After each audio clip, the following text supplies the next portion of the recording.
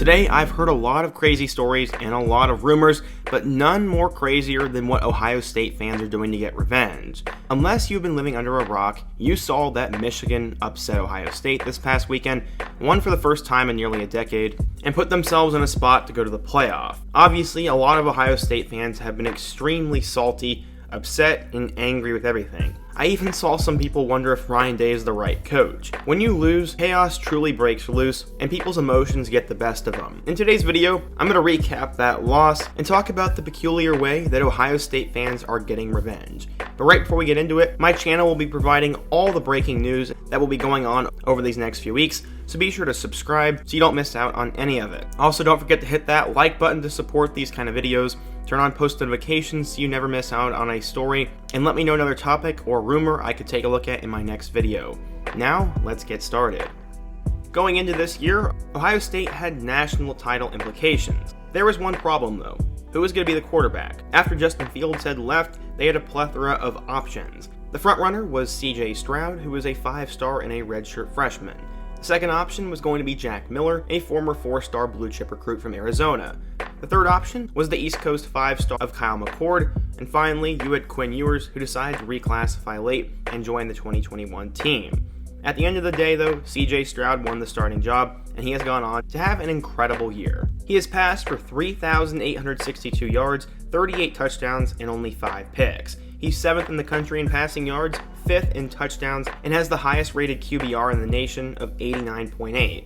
That's why he was seen as a frontrunner for the Heisman Trophy, and after his 400-yard, 6-touchdown performance against Michigan State, it looked like he was going to win the job. Ohio State has struggled a couple times this year, but they managed to put themselves in a spot to go to the playoff. They struggled in Week 1 against Minnesota, almost blew it to Nebraska, and were in a battle at Penn State, but they pulled through in those 3 games, and if they could just beat Michigan, their loss to Oregon would not have mattered.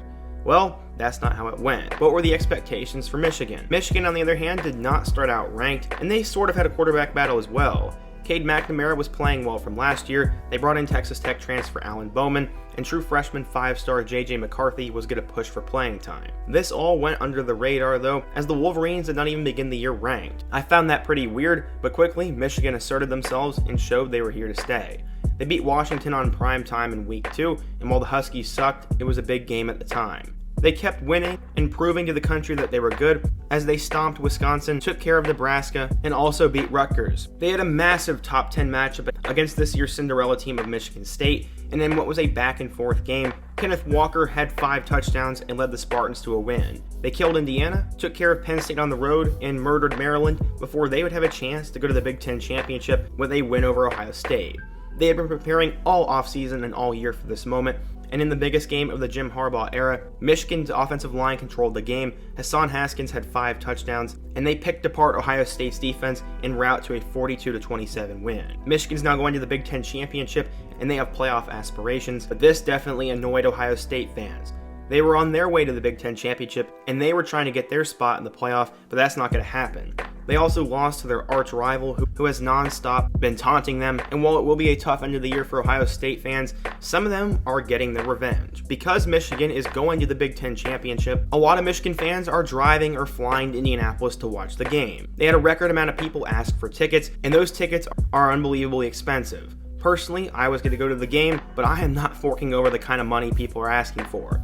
Another part of a trip is you have to stay at a hotel if you're from out of town. So here's where Ohio State fans come into play. A lot of them bought tickets and hotel rooms because they thought they were going to the Big Ten Championship and they probably wanted to get ahead of it and save time and money. Well, now that they aren't in the championship game, Michigan fans want those tickets and hotel rooms. So what are Ohio State fans doing? Well, they're bumping up the prices for those tickets, and a lot of them aren't giving up their hotel rooms. I originally saw this rumor on Twitter and on Reddit, and it apparently is very true. Michigan fans are having an unbelievably hard time at finding tickets and hotels, and I think this is going to continue, and I find this extremely funny. Either Auburn, Alabama, or Michigan and Ohio State are the biggest rivalry in sports, and honestly, this is hilarious, and while it's very petty of Ohio State fans to do this, it's all just part of the rivalry. At the end of the day though, I do hope a lot of Michigan fans can find their way to the game, as this is the first time in years they have gone to the Big Ten Championship, and I do want to see Michigan get to the playoff, but Ohio State fans are making it a little bit more difficult than usual. What do you guys think though? What is the biggest rivalry in sports? What were your thoughts on this weekend's games? And is this justified by Ohio State fans?